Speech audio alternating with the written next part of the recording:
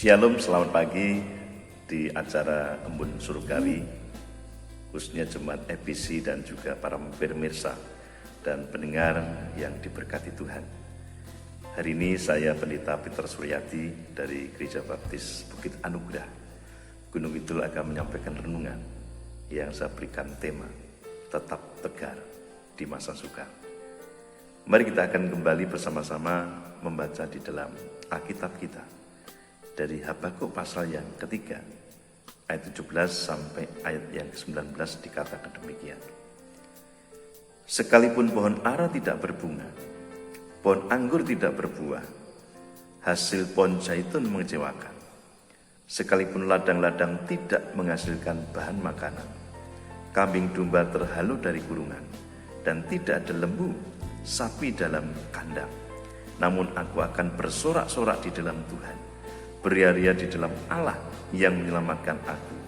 Allah Tuhanku itu kekuatanku. Ia membuat kakiku seperti kaki rusa. Ia membiarkan aku berjejak di bukit-bukitku. Amin. Bapak Ibu yang dikasih dan diberkati Tuhan, ketika saya membuka Facebook saya, di sana saya punya banyak teman dari latar belakang yang berbeda. Ada berbeda suku, kemudian juga berbeda keyakinan. Dan ketika saya membuka di dalam Facebook saya, di beranda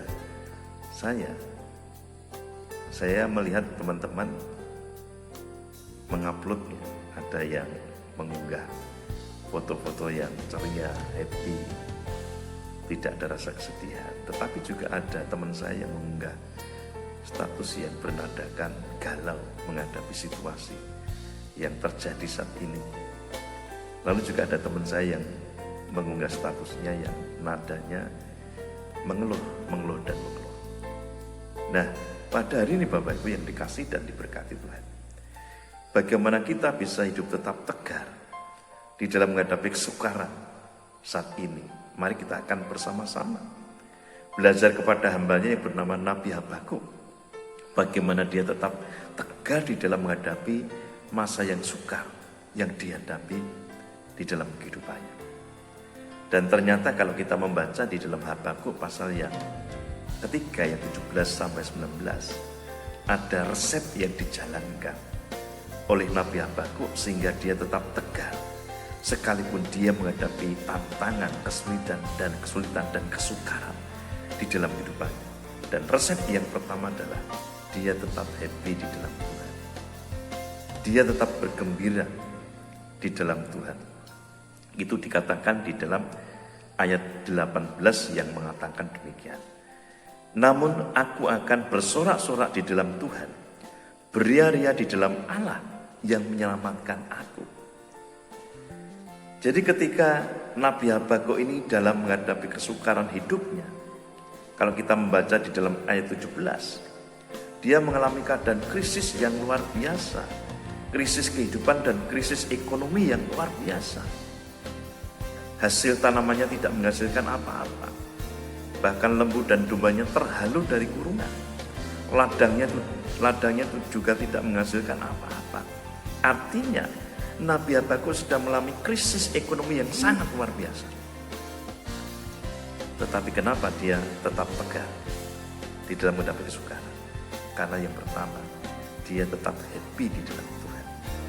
Dia tetap bersorak-sorak di dalam Tuhan. Dia tetap bergembira, bahagia di dalam Tuhan. Seperti juga jemaat di Makedonia yang dijelaskan di dalam 2 Korintus pasal yang ke-8 ayat yang kedua. Sekalipun mereka diperhadapkan dengan pelbagai pencobaan, tetapi sukacita mereka meluap-luap. Jadi Bapak Ibu, ketika kita menghadapi masa yang sulit seperti ini, terjadinya krisis global, masa kesakan dan kesukaran, mari yang pertama kita tetap happy. Kita tetap bergembira di dalam Tuhan, seperti yang dilakukan oleh Nabi Habakuk, sehingga kita bisa tetap tegar di dalam menghadapi situasi yang terjadi saat ini. Dan kemudian resep yang kedua yang dijalankan oleh Nabi Habakuk, mengapa dia tetap bisa tegar di dalam menghadapi kesukaran di dalam kehidupannya, ternyata yang kedua, Di dalam menjalani kehidupannya dia mengandalkan kekuatan Tuhan. Di dalam ayat 19 dikatakan demikian. Allah Tuhanku itu kekuatanku. Ia membuat kakiku seperti kaki rusa. Ia membiarkan aku berjejak di bukit-bukitku. Jadi mengapa Nabi Habakuk bisa tetap tegar di dalam menghadapi kesukaran, tantangan, kesulitan di dalam kehidupannya? Karena apa? Di dalam menjalani kehidupannya, Nabi Habakuk bukan mengandalkan kekuatan dirinya sendiri, tetapi mengandalkan kekuatan Tuhan. Sehingga dia tetap semangat di dalam menjalani kehidupannya.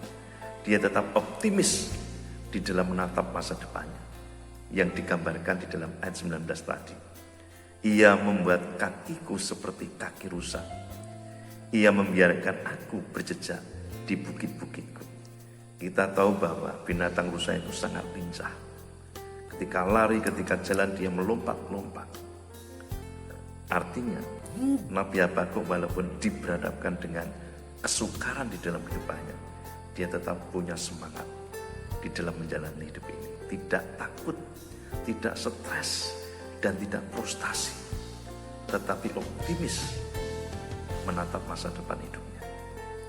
Bapak Ibu yang dikasihi dan diberkati Tuhan, mari di dalam menghadapi situasi yang sesak, yang sukar, banyak kesulitan yang terjadi saat ini, terjadinya krisis global.